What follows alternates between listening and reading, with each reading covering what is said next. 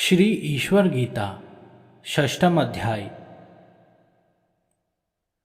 श्री शंकर भगवान ने कहा, हे ऋषियों, वेद वेत्तागण जिस प्रकार से परम स्थान में विराजित ईश्वर का महात्म्य वर्णन करते हैं, उसे हम यथावत यहाँ से आगे वर्णन करते हैं। आप सब समाहित चित्त से श्रवण कीजिए। मैं ही समस्त लोगों का बनाने वाला, बनाकर सबकी रक्षा करने वाला और अंत समय में सबका विनाश करने वाला हूँ। मैं ही सर्वात्मा, सनातन, अंतर्यामी तथा महेश्वर हूँ। यह जगत मेरे ही अंदर स्थित है।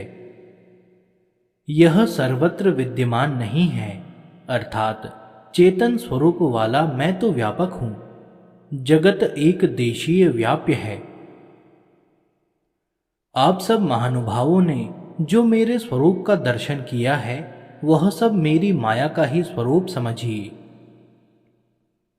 हे ब्राह्मणों, मैं ही समस्त भावों के अंतर्भाग में स्थित होकर समस्त जगत को प्रेरित करता हूँ। यही मेरी क्रिया शक्ति है। मुझसे ही यह नाम रूपात्मक भाव वाला समस्त विश्व चेष्टा कर रहा है। मैं ही काल स्वरूप से समस्त कालात्मक जगत को प्रेरित करता हूँ। हे मुनि श्रेष्ठों, मैं अपने एक अंश से समस्त जगत को बनाता हूँ, एक अंश से स्थिति और एक अंश से संहार करता हूँ। आदि, मध्य तथा अंत के रहित माया तत्व के प्रवर्तक में सृष्टि के आदि में प्रधान अर्थात प्रकृति और पुरुष, इन दोनों में सृष्टि के लिए क्षोभनात्मक क्रिया उत्पन्न करता हूं। जिन दोनों के संयोग से महद अर्थात अहंकार आदि क्रम से यह समस्त विश्व उत्पन्न होता है, उन सब में हमारा ही तेज वृद्धि को प्राप्त हो रहा है।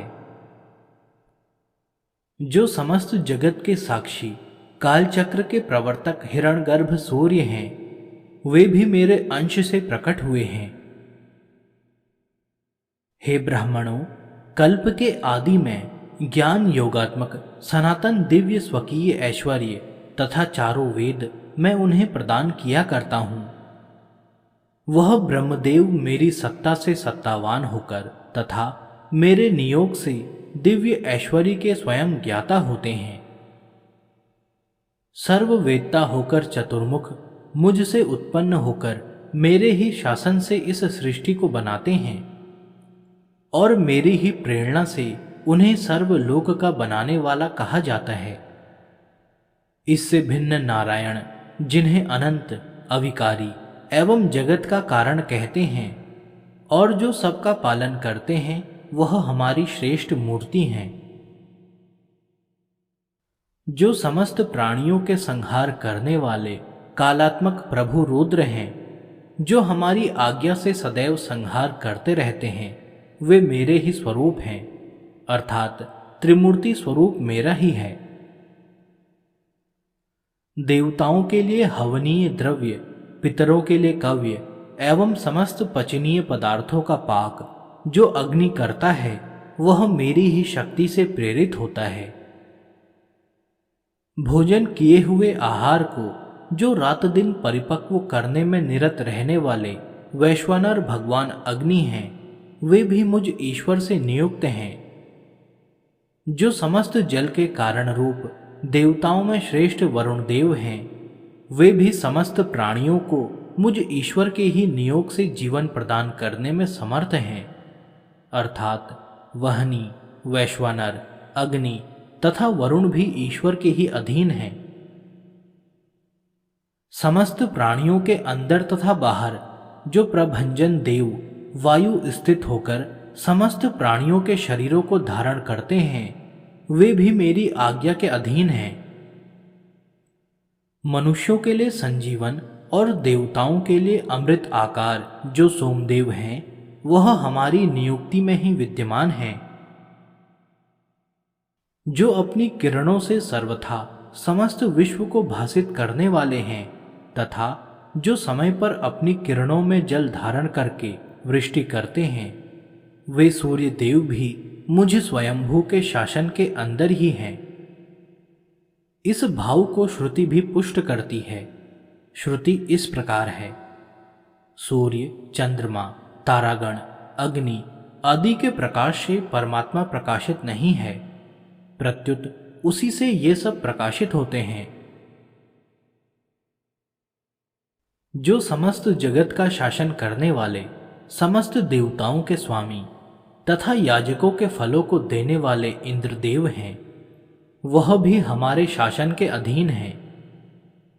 दुष्टों को दमन करने वाला तथा नियम का विधान करने वाला सूर्यपुत्र यम भी मुझ देवादिदेव के नियोग से अपने व्यापार में तत्पर रहता है।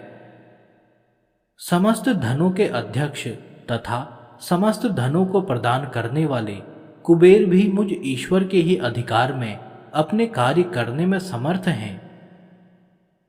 सब राक्षसों का स्वामी, तामस प्रकृति के साधनों के फलों का देने वाला निऋत्री नामक देव भी मेरी ही सत्ता के अधीन है। वेतालगण भूतों का स्वामी, योग रूप फल का देने वाला, भक्तों पर अनुग्रह करने वाला ईशान देव भी मेरी आज्ञा में रहता है। अंगिरा के शिष्य रुद्र गणों में श्रेष्ठ नित्य योगियों की रक्षा करने वाले वामदेव मेरी ही आज्ञा में रहते हैं।